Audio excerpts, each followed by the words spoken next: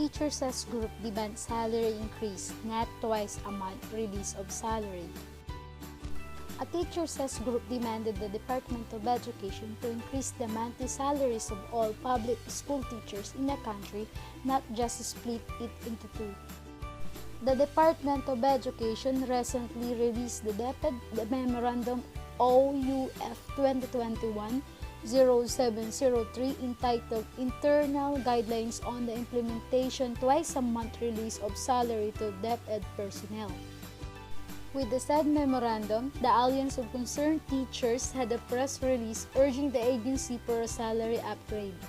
Here is the full text of ACT's press release. Upgrade, not just split, teacher says salaries. ACT.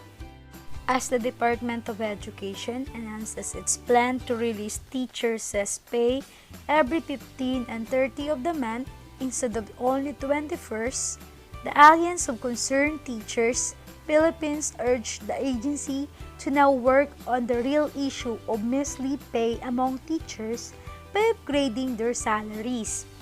The group reiterated their call for the government to correct teachers' pay by raising it from salary grade 11 to salary grade 15.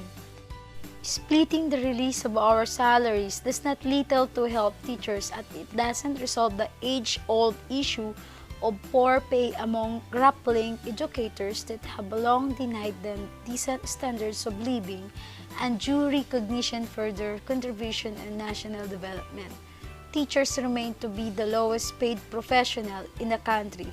It's time to address this injustice, called ACT Secretary General Raymond Basilio.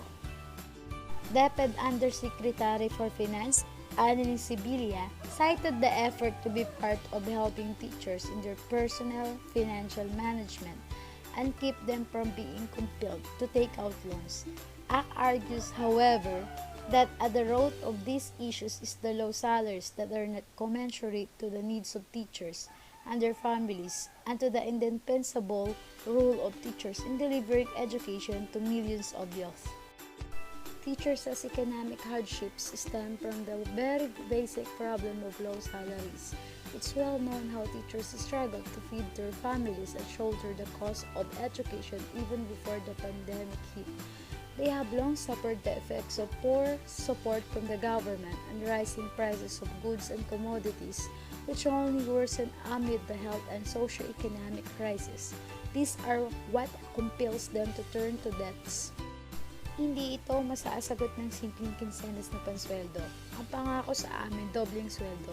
Ang ibibigay sa amin, 2 bigayan ng sweldo para naman kaming ini-scam ng gobyernong Duterte, criticized Basilio. Among President Duterte's campaign promises were to double teachers' salary, which he repeated several times after being elected in office.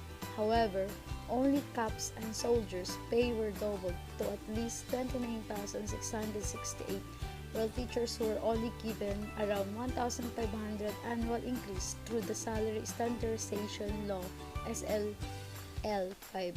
Nurses, on the other hand, received a favorable ruling from the Supreme Court in 2019, which raised their entry-level pay to salary grade 15, coming to a monthly of 33,575 in 2021.